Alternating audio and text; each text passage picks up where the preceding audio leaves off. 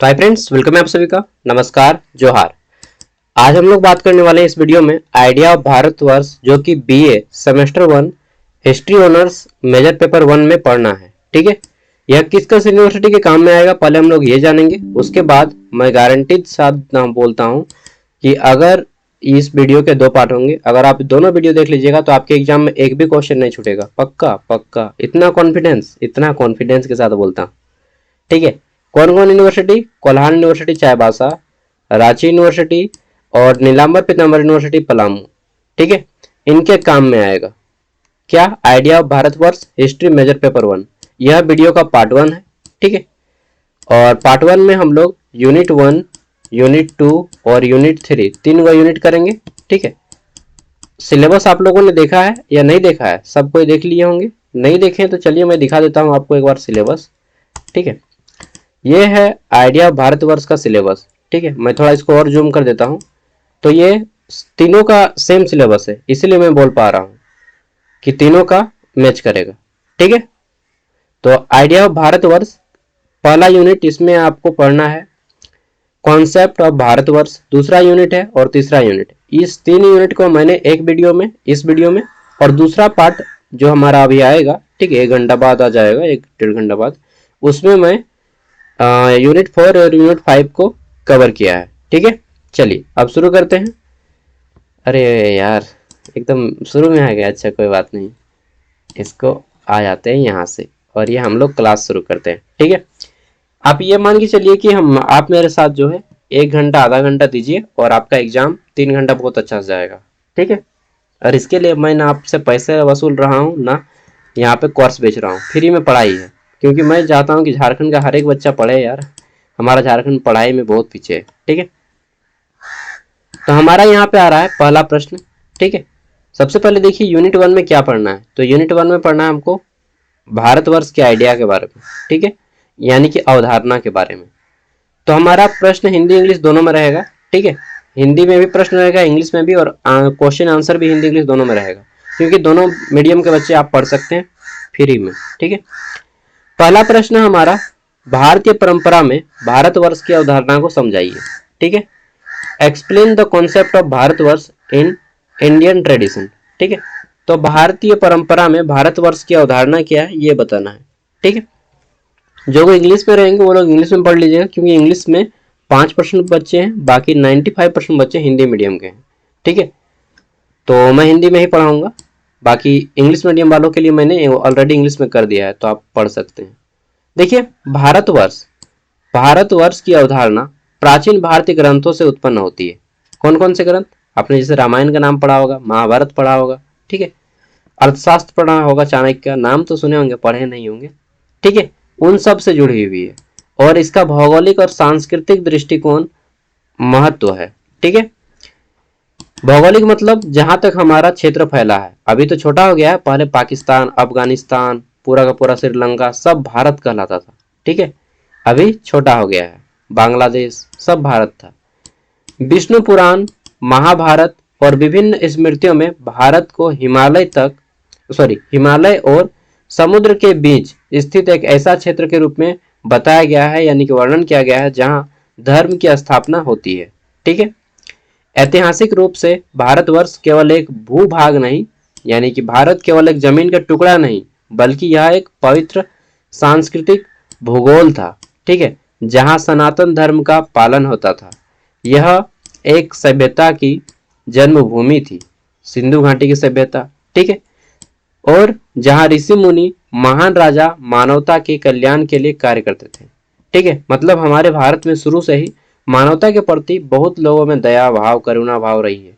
इसी का फायदा तो अंग्रेज लोगों ने उठाया कि भागो बोलो करुणा भाव दिखाता है, तुमको करुणा में ही डालेंगे, रुको। ठीक है, और उसी का फायदा उठाया अंग्रेजों ने, व्यापार करने खोजा और बोला कि भैया थोड़ा परवा रखने दीजिएगा, उसके बाद सो जाएंगे, उसके बाद तुमको ही मार के भगा देंगे। वही किया ना अंग्रेज लोग। तो दया करुणा भाव की भूमि रही है, जिसका हमारा गलत प्रयोग किया लोगों ने। विष्णु पुराण के अनुसार भारतवर्ष वह भूमि है जहां मनुष्य धर्म के अनुसार जीवन यापन करके मोक्ष की प्राप्ति की ओर अग्रसर होता है।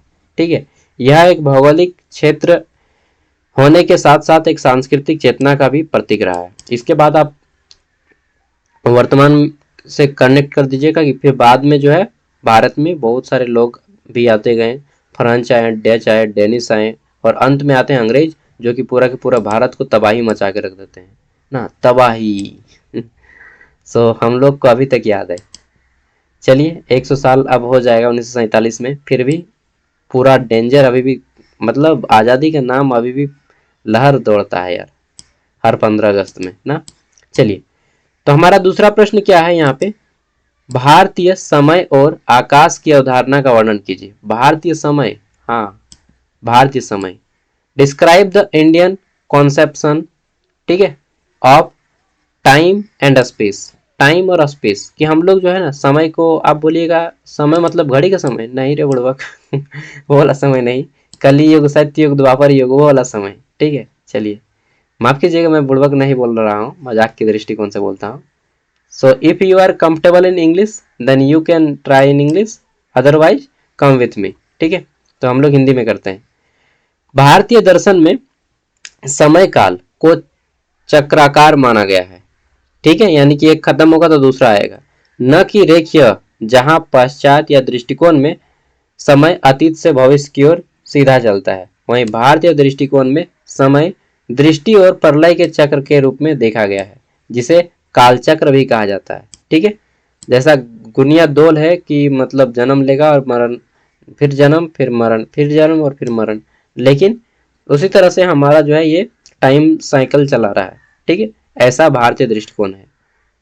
लेकिन जीवन और मरण होता है नहीं, एक रास्ता होता है मोक्ष का, ठीक है, जहाँ पे आपको जीवन भी नहीं मिलेगा और मरण भी नहीं मिलेगा, परमात्मा में लीन हो जाएंगे। चलिए हम लोग फिलोसफी का क्लास नहीं कर रहे हैं, तो ये सब आपको थोड़ा थोड़ा लिखना होगा ये सब, ठीक है। विश्व 4 युगों में, ठीक है, कौन कौन, सतयुग, सबसे पहला युग सतयुग, सतयुग की घटना जब शिव जी रहते थे, ठीक है। त्रेता युग, त्रेता युग की घटना जब राम जी रहते थे, राम भगवान ना। द्वापर युग, द्वापर युग अरे यही तो था रंगीन जिंदगी श्री कृष्ण भगवान का, ठीक है। और मतलब कृष्ण भगवान इतने इंटेलिजेंट थे, इतने खुले सोच के थे, ओपन माइंडेड थे, जितना अभी हम लोग नहीं हो पाए, ठीक है, इतने खुले विचारों के। चलिए, तो द्वापर युग में कृष्ण भगवान, और अंत में आता है कलयुग, ठीक है, जिसमें हम लोग जी रहे हैं ना, कलयुग सबसे अंतिम युग। तो 4 युग हो गया, याद हो जाएगा आपको। और मैं कहता हूँ कि कुछ भी याद करने की जरूरत नहीं है, मेरे पास पढ़ो और भूलने का प्रयास करो, कि भूलो जितना भूल पाओगे भूलो, ठीक है। आप कितना भी कोशिश कर ले, हर चीज आप भूल नहीं पाएंगे, कुछ ना कुछ दिमाग में रह ही जाएगा, ठीक है। और जो रह जाए वैसी, उसी को एक्चुअल नॉलेज कहेंगे, वास्तविक ज्ञान, ठीक है। तो ये हो गया कलयुग, 4 युग। इन चारों युगों से होकर क्या गुजरता है, तो हमारा विश्व का टाइम पीरियड गुजरता है, बोले तो भारत का, ठीक है, जिनमें नैतिकता, आध्यात्मिकता क्रमशः घटती जाती है। इन 4 युगों के चक्र को महायुग कहा जाता है। तो महायुग किसे कहते हैं, इन 4 युगों का कालक्रम। और कलयुग के बाद क्या होता है, प्रलय होता है, प्रलय के बाद फिर से सतयुग, ठीक है। तो ये टाइम पीरियड चलता रहता है, ठीक है। और हजारों महायुग मिलकर एक ब्रह्मा के एक दिन के बराबर होता है अब क्या बोलिएगा, ये हजारों महायुग मिलेगा तब जाके ब्रह्मा का एक दिन, एक दिन, ओनली 1 डे। तो हम लोग एक दिन भी नहीं बांच रहे हैं, एक दिन कहाँ, एक दिन का 1 घंटा भी नहीं, 1 घंटा का 1 सेकेंड शायद यदि हम लोग बचते होंगे ब्रह्मा के, मतलब ब्रह्मा भगवान के, हम लोग 1 सेकेंड जीवन जीने के लिए जन्म लिए हैं, ठीक है। और हमें लगता है कि 100 साल बाप रे बहुत दिन है, ठीक है, नहीं रे भाई, एक सेकेंड जिएंगे, और इसी 1 सेकेंड में हम लोग पूरा जिंदगी देख लेते हैं ना, बचपन से लेकर बुढ़ापा तक। चलिए, आपका सोच भी ऊपर चला हो गया है एकदम स्वर्ग में ना। इसी प्रकार आकाश को रिक्त नहीं माना जा सकता, यह 5 महाभूतों से बना है। तो आपको मालूम है कि हमारी पृथ्वी जो है पंचतत्वों से मिलकर बनी है, ठीक है, उसको भी लिख दीजिएगा। इसे एक जीवंत या दिव्य तत्व माना जाता है। भारतीय दृष्टिकोण में आकाश का संबंध चेतना है, ध्वनि शब्द से होता है, ठीक है। ब्रह्मांड की उत्पत्ति किससे हुई है, किस ध्वनि से, ओम ध्वनि से, ठीक है। तो आइडिया ऑफ भारतवर्ष थोड़ा सा जो है आपका आध्यात्मिक है, ठीक है। और हमारी पृथ्वी जो है, या बोले तो ब्रह्मांड में या पूरे संसार में जितने भी लोग रहते हैं वो 5 तत्वों से मिलकर बने हैं। वो 5 तत्व कौन कौन से हैं, नाम नोट कर लीजिएगा। पंच तत्व कहा जाता है, 5 एलिमेंट्स, ठीक है। इसी 5 तत्वों से मिलकर पूरा का पूरा संसार बना है। हम बने हैं, तुम बने हो, मतलब आप बने हैं, ठीक है, तुम नहीं बोलेंगे। पेड़ पौधे बने हैं, मोबाइल बना है, पंखा बना है, सब बना है, फलना ढिमका से लेकर के सब कुछ ये 5 तत्वों से। पहला क्या है? तो पहला है हमारा क्या है जी? मिट्टी, ठीक है, मिट्टी। दूसरा क्या है? तो जल, ठीक है। तीसरा क्या है? मिट्टी जल। तीसरा है वायु, ठीक है। चौथा क्या है? मिट्टी जल वायु अग्नि, ठीक। कॉपी पेन होगा तो नोट करते चलिएगा। और पांचवा तत्व क्या है? पंच तत्वों में हमारा अंतिम आता है आकाश। इन्हीं 5 तत्वों से मिलकर पूरा का पूरा ब्रह्मांड बना है। हम लोग भी मिट्टी में मिल जाएंगे एक दिन, एक दिन मिल जाएगा मिट्टी के मोल। गाना सुने? फिर बहुत डेंजर गाली देता है ना, जग में सब बोलेंगे, आगे नहीं बोलेंगे, उसके बाद फिर गाली है, डेंजर। चलिए आगे देखते हैं। तो अगला आता है हमारा यहाँ पे क्वेश्चन नंबर 3। इसी तरह से एंजॉय के साथ पढ़ेंगे, टेंशन मत लीजिए।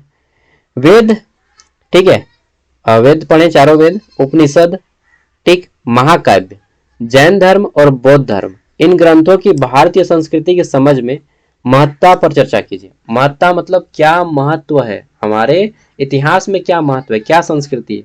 अरे भाई यही सब तो हम लोग पढ़ते हैं, गजब बात करते हैं। महत्व नहीं है, बहुत ज्यादा महत्व है, ठीक है। पूरा मंदिर जितना है, चाहे बौद्ध मठ हो गया, चाहे जैन मठ हो गया, ठीक है, इन सभी जगह जो चलता है यही सब का तो पाठ चलता है, ठीक है। इससे पूरा एक सिस्टम चलता है, तो इसका बहुत बड़ा महत्व है। इंग्लिश में है, ठीक है। डिस्कस करना है आपको। Discuss the significance of Indian literature like Veda, Upanishad, ठीक है, epics, Jain and Buddhist text in understanding Indian culture. Okay, तो चलिए इसका आंसर करते हैं। देखिए मैं उतना ही लिखा हूं जितना से आपका काम चलेगा, मतलब ज्यादा नहीं देना है दिमाग में, ज्यादा पढ़ना नहीं है, ज्यादा समझना है। पढ़ो कम, ज्यादा समझो, ठीक है। चलिए आगे बढ़ते हैं। तो देखिए भारतीय साहित्य, भारतीय सभ्यता और दर्शन की नींव है। भारतीय साहित्य जो है, इंडियन लिटरेचर, यह भारतीय सभ्यता और दर्शन का क्या है? नींव माना जाता है, नींव। क्योंकि इसी से हमारी पूरी सभ्यता का पता चलता है, इतिहास का पता चलता है, ठीक है। वेद सबसे प्राचीन ग्रंथ है। चारों वेदों का फिर नाम लिख दीजिएगा, ठीक है, मैंने यहाँ पे नहीं लिखा है। वेद ऋग्वेद, सामवेद, यजुर्वेद और अथर्ववेद, सबको मालूम होगा। ऋग्वेद सबसे पुराना वेद है, ठीक है, जिससे गायत्री मंत्र बना है। और हमारा सामवेद से संगीत बना है। 7 स्वर पर है जी, प द नि सा मा, सारे गा मा नि पा धा नि सा, ठीक है, वो गाना। तो नेक्स्ट है हमारा मंत्र, अनुष्ठान और दार्शनिक विचार इसमें निहित है। उपनिषद की बात करें तो उपनिषद आत्मा या ब्रह्मा या वास्तविक जैसे गूढ़ दार्शनिक विषयों की चर्चा करते हैं, ठीक है। आचार्य प्रशांत का अगर आप वीडियो देखते होंगे तो उन्होंने बोलते रहते हैं कि उपनिषद पढ़ो, उपनिषद पढ़ो, ठीक है। हालांकि अच्छी बात है भाई, पढ़ना चाहिए, लेकिन पहले आप अपना कंटेंट कंप्लीट कर लीजिए, उसके बाद वो सब ध्यान दीजिएगा। रामायण और महाभारत जैसे महाकाव्य केवल कथाएं नहीं बल्कि नैतिक और सामाजिक और राजनीतिक सिद्धांतों का खजाना है, ठीक है। हमें कृष्ण क्या सिखाते हैं? राम सिखाते हैं कि हाथ जोड़ो, और कृष्ण सिखाते हैं कि जब काम ना बढ़े हाथ जोड़ने से तो हाथ तोड़ भी दो। अब क्या यार, गजब बात करते हैं सागर। बच्चों को भगा रहे हैं? नहीं नहीं, भगा नहीं रहा हूँ, रियल नॉलेज दे रहा हूँ, ठीक है। कि हमारा वेद पुराण ये भी समझाता है कि हाथ, राम हमें हाथ जोड़ना भी सिखाते हैं तो कृष्ण हमें हाथ तोड़ना भी सिखाते हैं, ठीक है। इसलिए हम बोल सकते हैं कि ये केवल नैतिक, केवल पढ़ने या सुनने की कथा नहीं है, बल्कि ये नैतिकता का पाठ पढ़ाती है, ठीक है। सामाजिक और राजनीतिक सिद्धांतों का खजाना है ये, ठीक है। मान मर्यादा सिखाती है हमें, किसके साथ कैसा पेश आना है, ये सारी चीजें हमें सिखाती है। मतलब ऐसा लिखना है आपको। स्मृति, पुराण, समाज, इतिहास और धर्म से जुड़ी धारणाओं को संरक्षित करते हैं, ठीक है। अच्छा, कुछ लोग जो इस्लाम धर्म से होंगे, देखो दोस्त, सबको पढ़ना है, ठीक है। और ये मत सोचेगा कि मैं किसी स्पेशल धर्म का सपोर्ट कर रहा हूँ या किसी का फेवर ले रहा हूँ, नहीं, मैं एक धर्मनिरपेक्ष व्यक्ति हूँ, ठीक है। मैं सभी धर्मों का सम्मान करता हूँ। मैं जुम्मा पढ़ने भी जाता हूँ और मंदिर भी जाता हूँ, ठीक है। और कभी कभी गुरुद्वारा भी जाता हूँ, चर्च जाने का मौका मिलता है तो चर्च भी जाता हूँ, ठीक है। तो मैं सब जगह जाता हूँ। मुझे धर्म से शिक्षा लेना है, लड़ाई नहीं करना है, ठीक है। और आपको भी यही नीति अपनानी चाहिए। जैन और बौद्ध साहित्य की बात करें तो जैन धर्म और बौद्धिक साहित्य वैकल्पिक दार्शनिक दृष्टिकोण प्रदान करते हैं। ठीक है, जो अहिंसा, आपको मालूम है जैन धर्म में मांस मछली नहीं खाया जाता है, तो ये लोग अहिंसा और जो है सत्य के सिद्धांत पे चलते हैं। ठीक है, फिर बता दीजिएगा कि जैन धर्म जो है कौन, तो महावीर स्वामी के द्वारा लिखा गया है और इसकी स्थापना की गई है। इसमें 24 गो तीर्थंकर हुए हैं। ठीक है, ज्यादा पढ़िएगा नहीं, ज्यादा समझिएगा। ठीक है, फिर बता दीजिएगा कि बौद्ध धर्म, जिस तरह से जैन धर्म की स्थापना में महावीर स्वामी का बड़ा हाथ था, उसी तरह से बौद्ध धर्म की स्थापना में स्थापना का मूल सिद्धांत ही हम बोल सकते हैं कि गौतम बुद्ध से हुई है।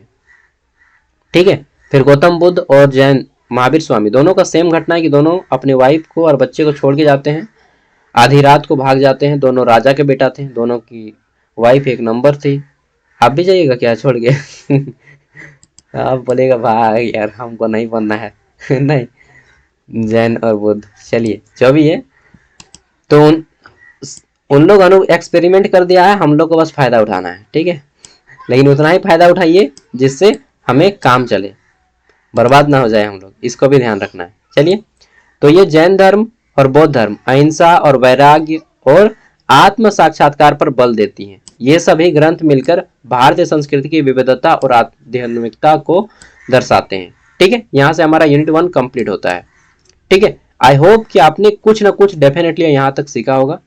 अब यहाँ से शुरू होता है हमारा यूनिट 2। यूनिट 2 क्या है? तो यूनिट 2 है हमारा इंडियन नॉलेज सिस्टम, यानी कि भारत में जो ज्ञान की पद्धति है, पहले गुरुकुल चलता था, फिर बाद में हमारा आ गया क्या, तो गुरुकुल के बाद हमारा हिंदी मीडियम से, क्षेत्रीय भाषा से, पाली से, संस्कृत से पढ़ाई होने लगा, फिर जाके इंग्लिश मीडियम आया और अभी हिंदी इंग्लिश मीडियम कंट्रोवर्सी चल रहा है। ठीक है, चलिए, तो कंट्रोवर्सी पे ज़्यादा फोकस नहीं करना है, कौन सा मीडियम अच्छा है इस पे भी फोकस नहीं करना है, दोनों से ठीक है। ठीक है, अब हिंदी मीडियम इस तरह से हो गया है कि एक हिंदी जो है, मान के चलिए कि आपका बेटा है तो इंग्लिश जो है आपकी बेटी है। ठीक है, नहीं लेकिन कुछ भी कीजिए, लेकिन हिंदी जो है ना पीछे हो रहा है हमारा, मानो या ना मानो। ठीक है, इस बात से दूर नहीं जा सकते कि हिंदी जो है गरीबों की भाषा बन के रह गई है। चलिए, अभी जितना दिन चलेगा चलाएंगे, जब नहीं चलेगा तो फिर बदल देंगे। ठीक है, और समय के साथ हर एक चीज़ परिवर्तित होती है। जैसे प्राचीन काल में संस्कृत चलता था, फिर पाली भाषा चलने लगा, फिर प्राकृत भाषा चलने लगा, फिर खड़ी हिंदी और फिर हिंदी, अभी भी इंग्लिश चल रहा है और क्षेत्रीय भाषा। ठीक है, इंग्लिश हिंदी क्षेत्रीय भाषा तीनों चल रहा है, तो आपको तीनों सीखना है। समय के अनुसार आप भी बदलना सीखिए। वो गाना सुने ना, मौसम की तरह तुम भी बदल तो न जाओगे, बिल्कुल बदलना है मौसम के अनुसार। ठीक है, गाना गलत जोड़ दिया, मौसम के अनुसार बदलना होगा, रिश्तों को नहीं, अपने जिम्मेदारियों को। ठीक है, चलिए तो शुरू करते हैं हम लोग। भारतीय भाषा और लिपियों के विकास और वृद्धि का वर्णन कीजिए। ठीक है, भारत की जितने भी भाषाएं हैं, लिपियां हैं, उनका विकास कैसे हुआ और उनका वृद्धि कैसे हुआ, डेवलपमेंट कैसे हुआ, ग्रोथ कैसे हुआ, ये बताना है। इंग्लिश में है कि describe the evolution and development of Indian language and scripts. ठीक है, तो चलिए पहले बताइए कि देवनागरी भाषा जो है, किस देवनागरी लिपि जो है किस किस भाषा की लिपि है? आप तो केवल हिंदी का नाम जानते होंगे ना, हिंदी के अलावा संस्कृत का भी लिपि है देवनागरी। ठीक है, मराठी का भी है, उसके अलावा बहुत सारे लैंग्वेज का लिपि जो है आपका देवनागरी है। ठीक है, पंजाबी का गुरुमुखी है, इंग्लिश का रोमन है, संथाली का वल्चिकी है और भी बहुत सारा है। चलिए हम लोग ज़्यादा फोकस नहीं करते हैं, अपने पे ध्यान देते हैं। तो भारतीय उपमहाद्वीप में भाषाओं और लिपियों का समृद्ध विकास हुआ है। आपको मालूम है, लिखिएगा कि भारत में हर एक राज्य में अलग अलग भाषा है। भारत के हर, इवन राज्य तो छोड़िए, भारत के हर एक जिले में आपको अलग अलग भाषा देखने को मिलेगा।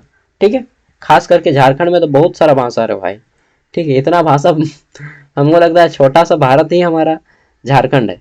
हर जिला में अलग अलग भाषा, कहीं पे कुरमाली तो कहीं पे खोटा तो कहीं पे बांग्ला तो कहीं पे संथाली तो कहीं पे मुंडारी तो कहीं पे हो तो कहीं पे मतलब हर जगह पे अलग अलग भाषा चलता है। ठीक है, आप समझ रहे होंगे मेरी बात को मैं क्या बोलना चाहता हूँ, यानी कि हमारा जो झारखंड या भारत बोले पूरा विविधताओं से भरा हुआ देश है। ठीक है, सबसे प्राचीन लिपि सिंधु घाटी लिपि मानी जाती है, जो आज तक पूर्णतः पढ़ी ना जा सकी है। ठीक है, सिंधु घाटी में जो लिपि थी उसको सबसे पहले जेम्स प्रिंसेस ने पढ़ने का प्रयास किया था और जो कि उसमें सफल भी हुए थे। ठीक है, मौर्य काल में जब मौर्य साम्राज्य चल रहा था उस टाइम पे ब्राह्मी लिपि चलती थी और खरोष्टी लिपि चलती थी। इसलिए चंद्रगुप्त मौर्य और अशोक, ठीक है, बिंदुसार, इन सब के जो शिलालेख बने हैं वह ब्राह्मी और खरोष्टी लिपि में बनाए गए हैं। ठीक है, अब हम लोग थोड़ा सा राजपाट की ओर आएंगे। ठीक है, अब बात कर लेते हैं ब्राह्मी लिपि को अधिकांश भारतीय लिपियों की जननी मानी जाती है। ठीक है, इससे देवनागरी, तमिल, बंगाली आदि अनेक क्षेत्रीय लिपियां विकसित हुई हैं।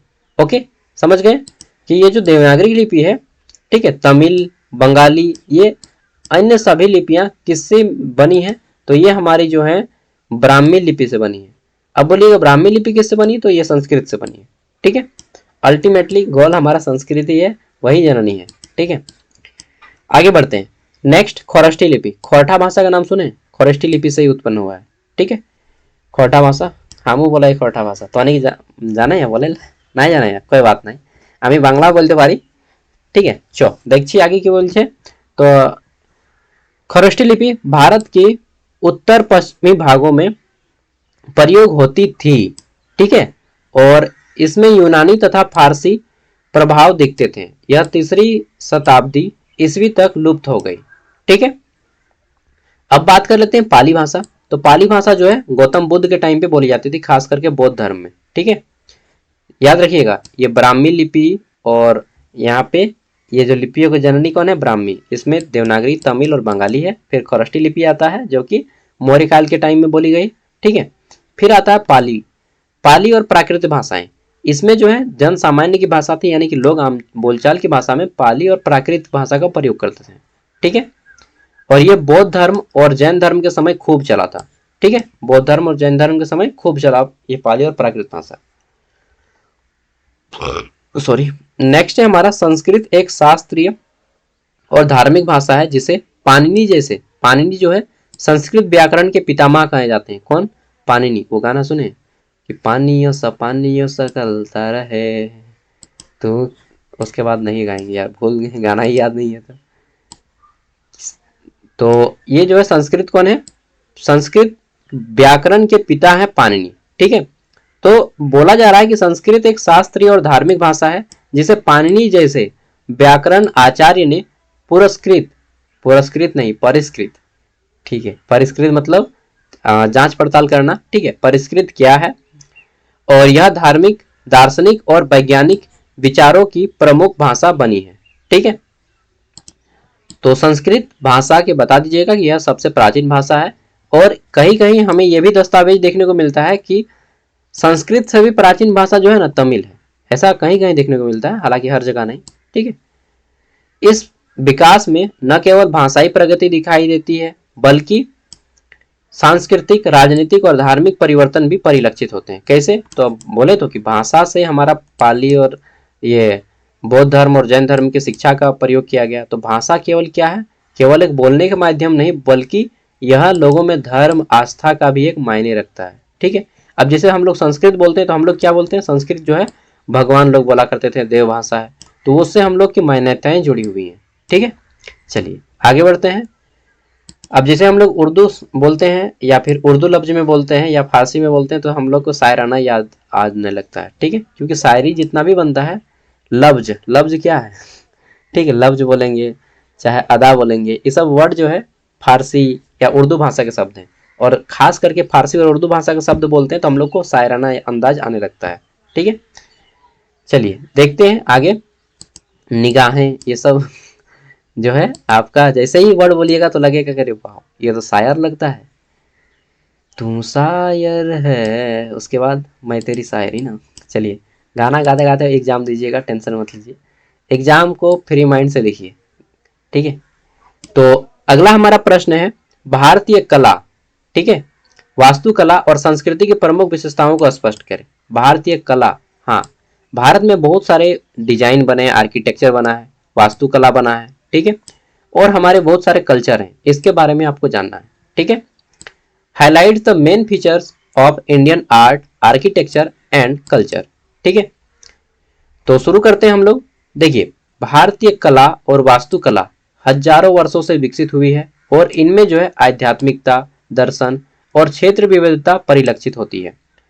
बात करें कला, भारतीय कला में मूर्ति कला, चित्रकला, हस्तकला शामिल है। ठीक है, इसमें क्या क्या है, तो आपने अजंता की गुफाएं सुनी होंगी और अजंता की गुफाएं में बहुत सारा चित्र भी बना है। ठीक है, जहाँ पे हिंदू धर्म, जैन धर्म और आपका, एक मिनट, हाँ मैं न चला रहा हूँ इन्वर्टर से यार अपना, क्योंकि लाइन हम लोग के साइड में नहीं है। ठीक है, तो क्या बोला गया है, इन्वर्टर नहीं, छोटा मोटा हमने लिए हैं एक यूपीएस टाइप से। ठीक है, उतना पैसा नहीं है इन्वर्टर का अभी। कला, भारतीय कला, मूर्तिकला, चित्रकला और हस्तकला शामिल है।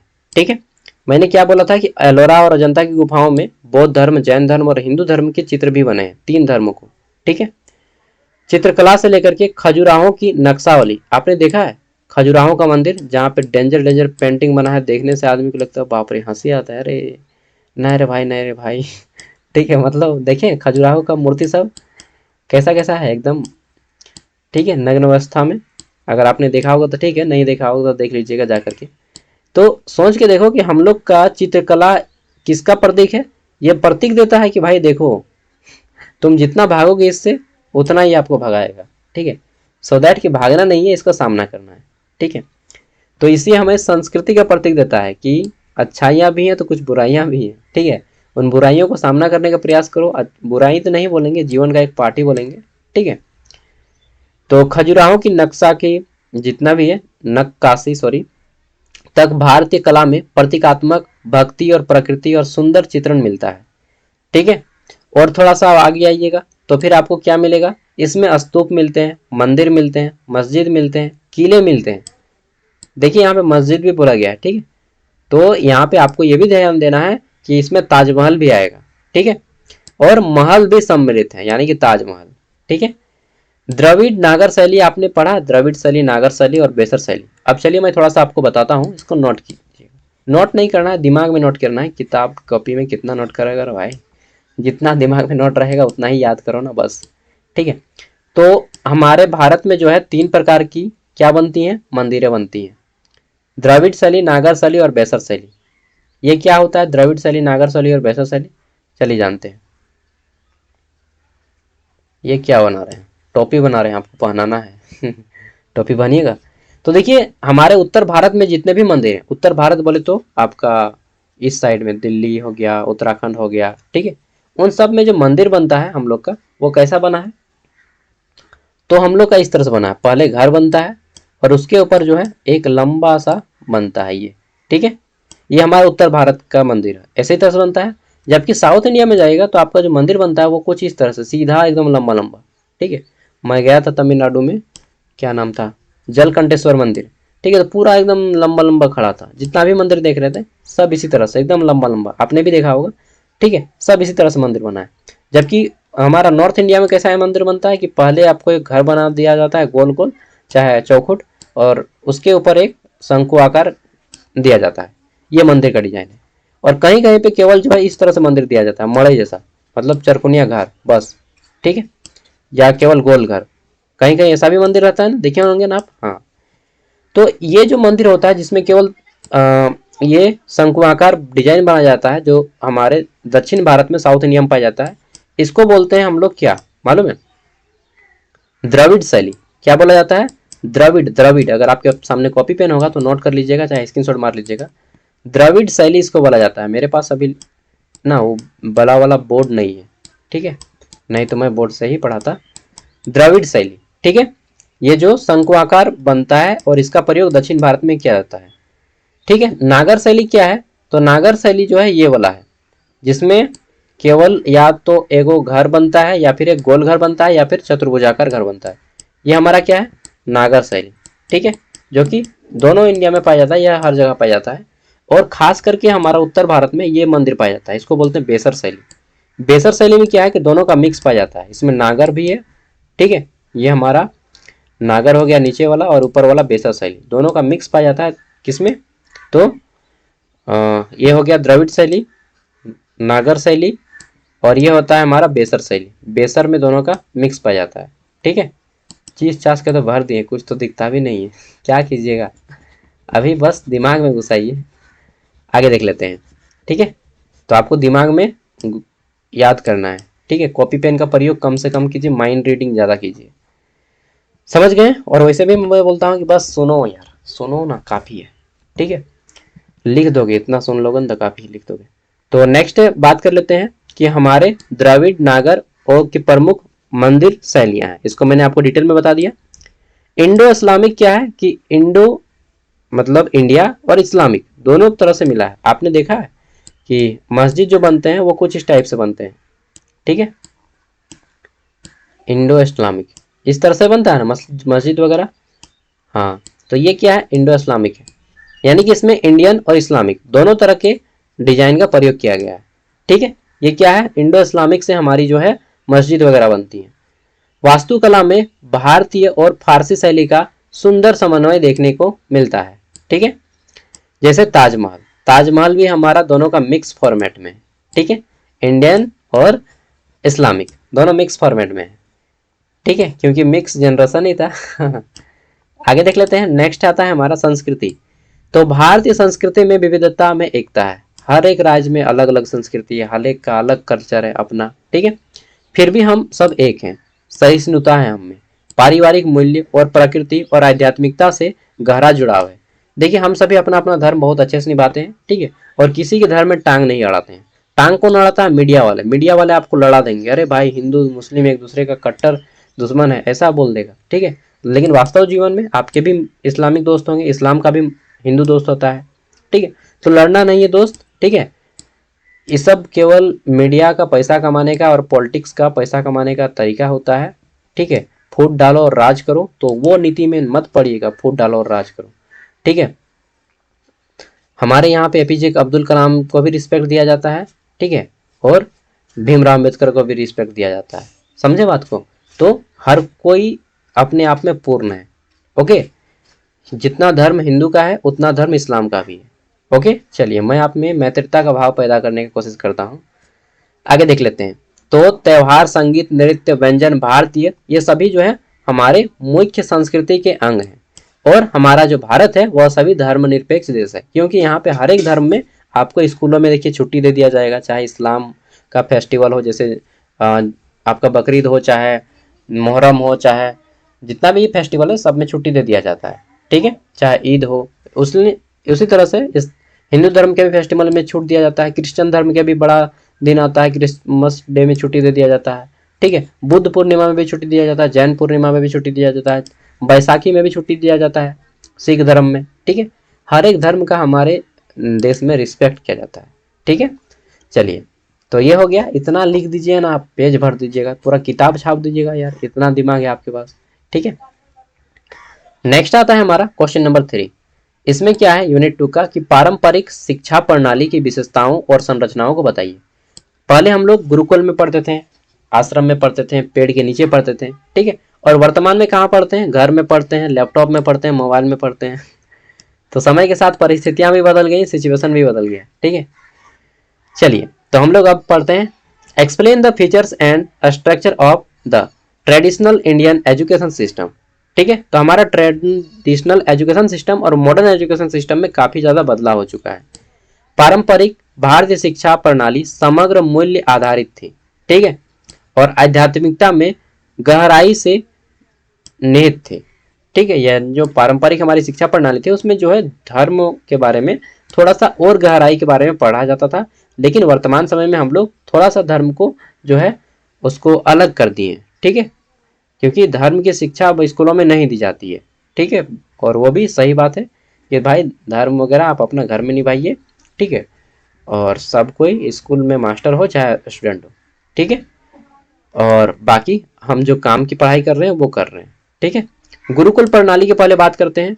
तो देखिए, गुरुकुल प्रणाली में क्या होता है कि छात्र यानी कि शिष्य गुरु के साथ आश्रम में रहते थे और दर्शन यानी कि फिलॉसफी पढ़ते थे, व्याकरण पढ़ते थे, गणित पढ़ते थे, ज्योतिष शास्त्र जिसको हम लोग आजकल बहुत ठगी का शिकार मानते हैं ना, एस्ट्रोलॉजी। ठीक है, एस्ट्रोलॉजी जिसमें हाथ देखा जाता था, आपके माथे की लकीरें देखी जाती थी, कुंडली देखा जाता है, सब ये सब लिखना है आपको। ठीक है, चिकित्सा, कला जैसे विषयों का अध्ययन किया जाता था। चिकित्सा का, हाँ, चिकित्सा के बारे में अभी हमारा क्वेश्चन है। महर्षि चरक के नाम सुने होंगे आपने, पार्ट 2 में मैंने सबको कंप्लीट कर दिया है। ठीक है, महर्षि चरक, महर्षि सुश्रुत, इन सब ने हमारे शिक्षा पे बहुत ज़्यादा रिसर्च किया है, ठीक है, एजुकेशन पे बहुत ज़्यादा रिसर्च किया है। अगला आ जाता है शिक्षण पद्धति। तो पहले जो है मौखिक परंपरा थी, कंठस्थ करवाया जाता था लोगों को, मुंह पे मुंह जबानी याद रखो, ठीक है। स्मरण शक्ति उस समय ज़्यादा थी, अभी जो है हम लोग सब कुछ नोट करके रखते हैं ना। वाद विवाद, और मैं इसीलिए बोलता हूँ कि सुन के याद करने का प्रयास करो, सुन के, ठीक है, इतना माइंड को स्ट्रॉन्ग कर लो कि सुन के याद करने का प्रयास करो, ठीक है, कंठस्थ वाला बुद्धि।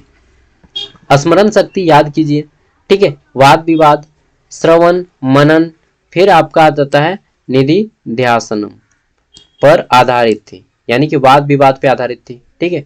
वाद विवाद करते हैं ना, डिबेट जिसको हम लोग इंग्लिश में बोलते हैं।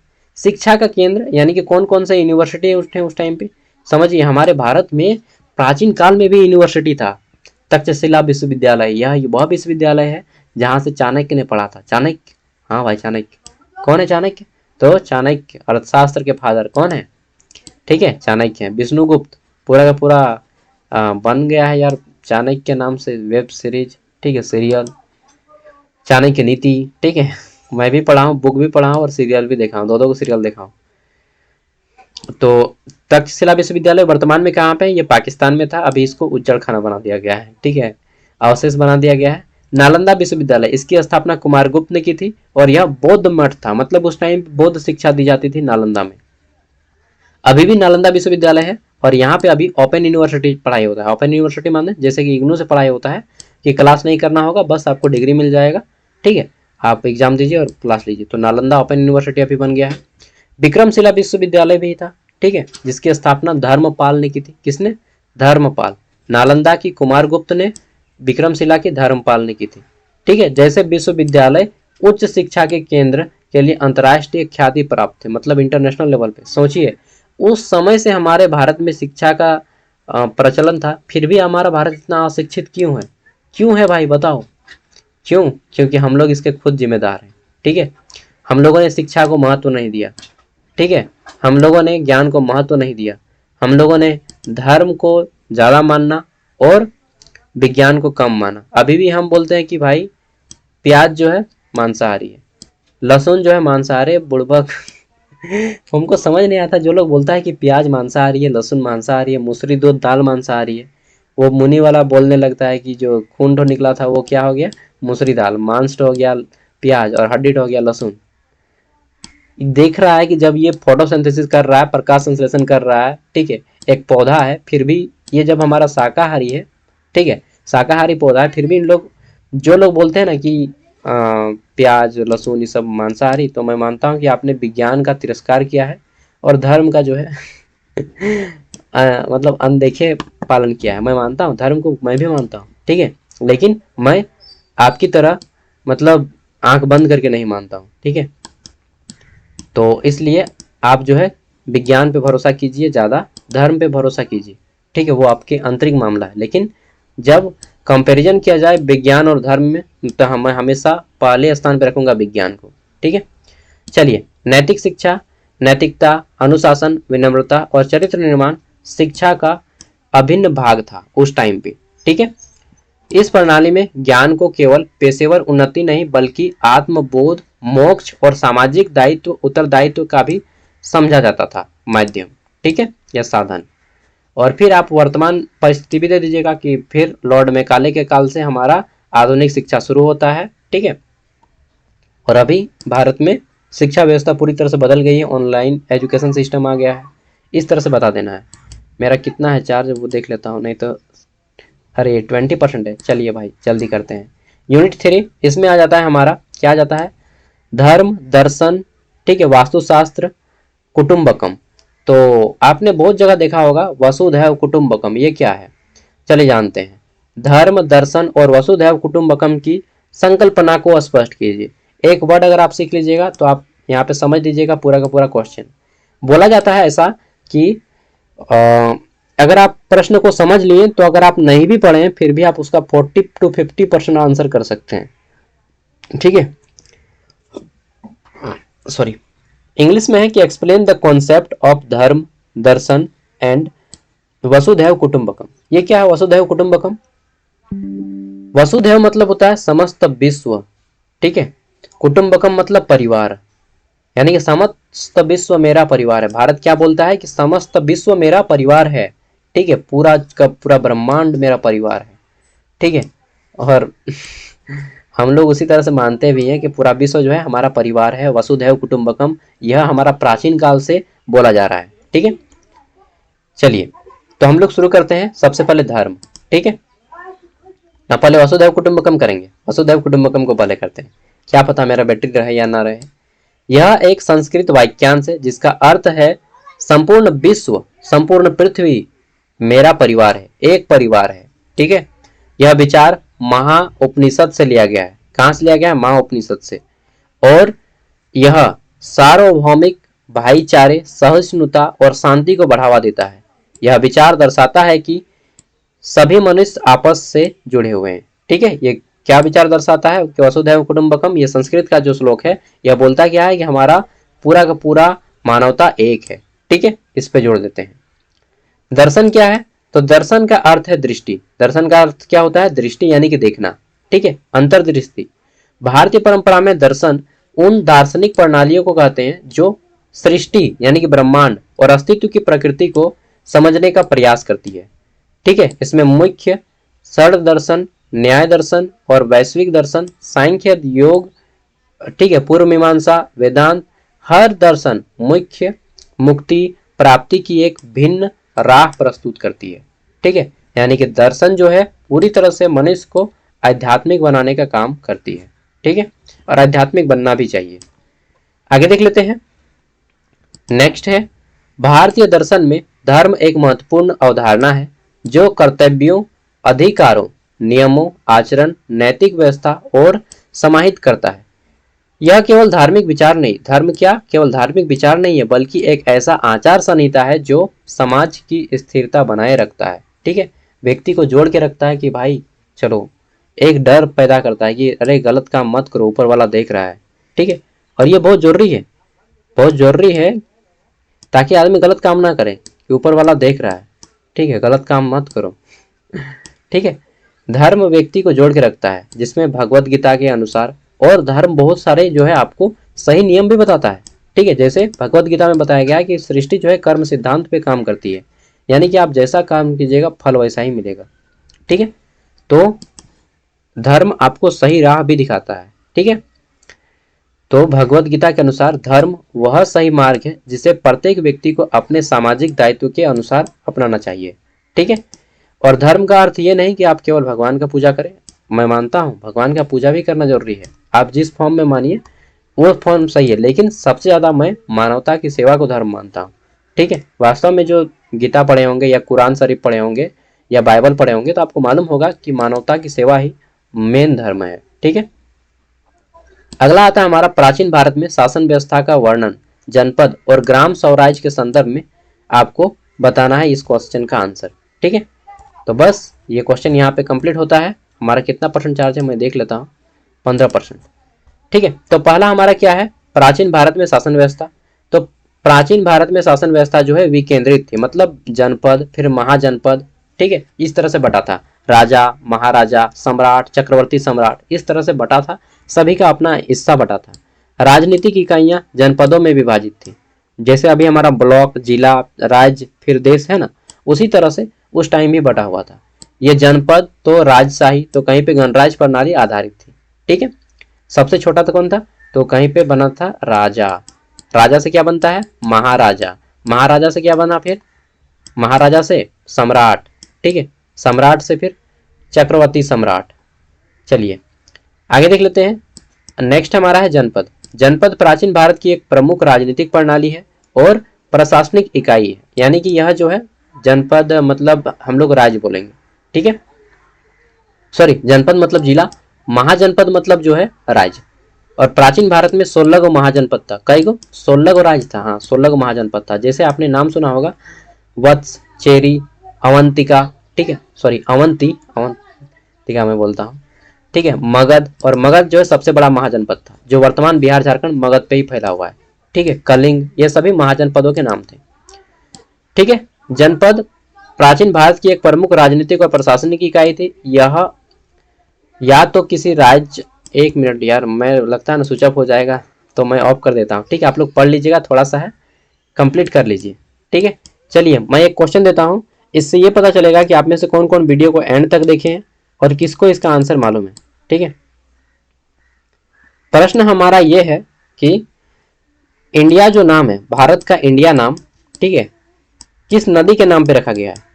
इंडिया जो बोलते हैं हम लोग इंडिया, ठीक है, ये भारत का जो इंडिया नाम पड़ा है, किस नदी के नाम पे पड़ा है, किस नदी के नाम पे, नदी का नाम बताना है। इससे आपको ये पता चलेगा कि हिस्ट्री का आपका नॉलेज है। और दूसरा चीज़ ये पता चलता है कि आपने हमारे वीडियो को एंड तक देखा है, इसके लिए हाँ हार्ट से धन्यवाद है। ठीक है, दिल से धन्यवाद, thank you, bye, all the best. Part 2 हमारा जल्दी आएगा, कोशिश करूँगा। और बाकी सभी पेपर अपलोड हैं, बैक हो गया, सैक हो गया, डिजिटल एजुकेशन हो गया, अंडरस्टैंडिंग इंडिया हो गया, environmental studies. Bye bye, take care. Switch off हो जाएगा यार।